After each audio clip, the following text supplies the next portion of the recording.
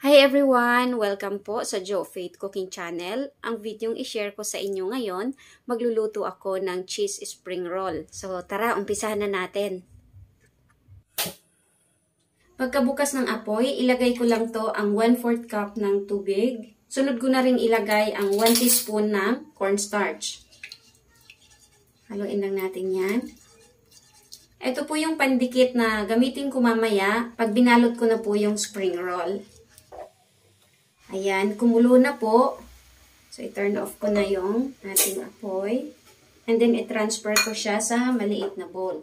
Konti lang po ito kasi konti lang naman yung spring roll na gagawin ko.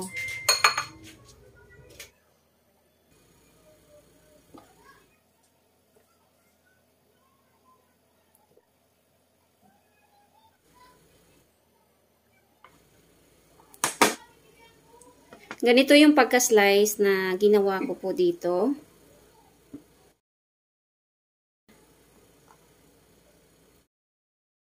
Dito na rin po ako magbabalot.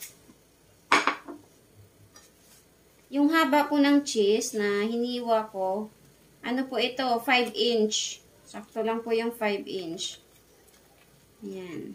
Tapos, medyo higpitan lang po natin pagbalot. Ayan. Ito po yung cornstarch na niluto ko kanina. Ito po yung gagamitin kong pangdikit. Maganda po ang cornstarch pandikit sa mga spring roll.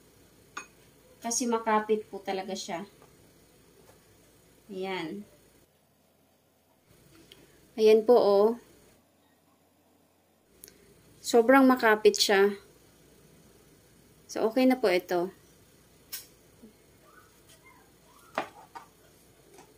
Ayan, dito po natin banda sa may gitna. Mas malaki dito ng konti. Lagay po natin dito banda. Para pag niluto po natin ito mamaya, maiwasan pong mag-leak yung cheese. Kasi madali po itong mag-melt ang cheese.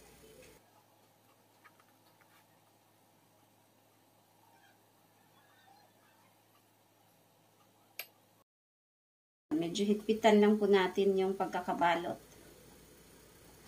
Ayan.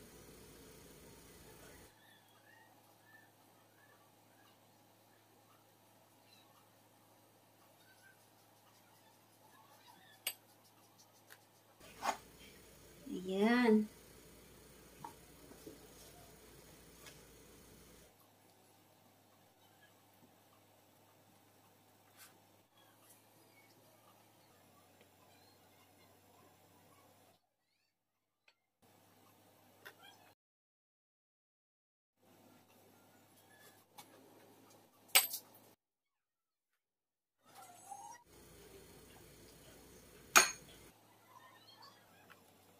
So, ito na po yung natapos ko pagbalot.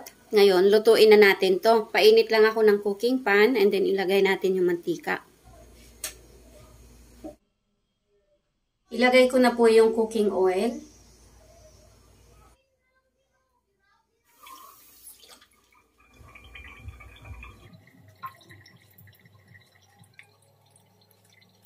Kumulo na po yung mantika. Ilagay na natin yung ating spring roll.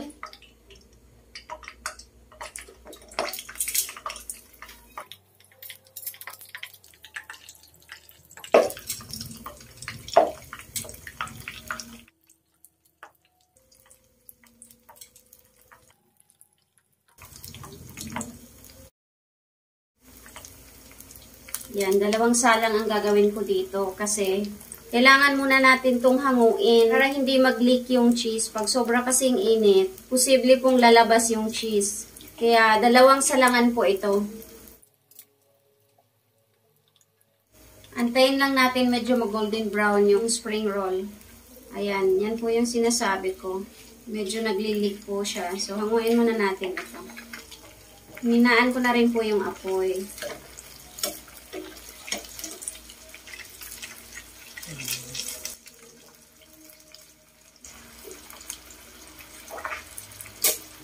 Yan, turn off ko po muna yung apoy and then hanguin ko muna to.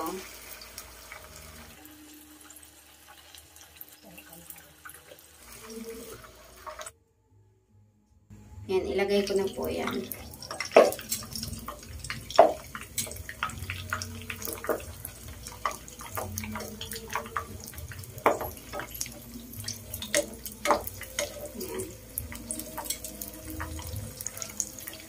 Okay na po itong isa. Ayan.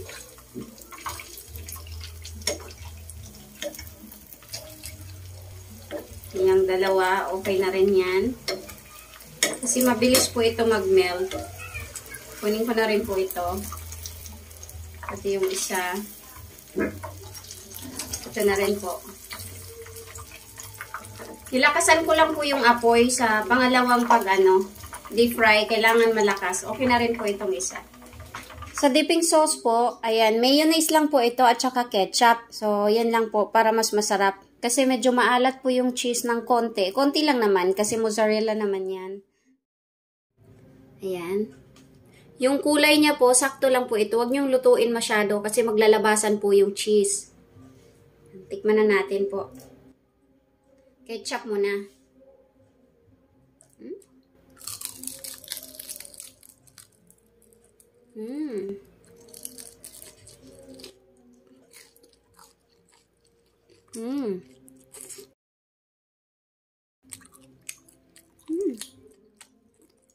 Sarap.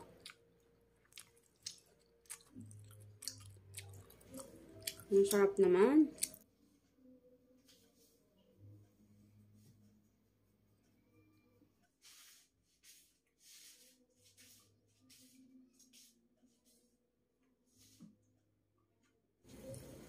Ayan. Ganyan siya umuunat. Ayan.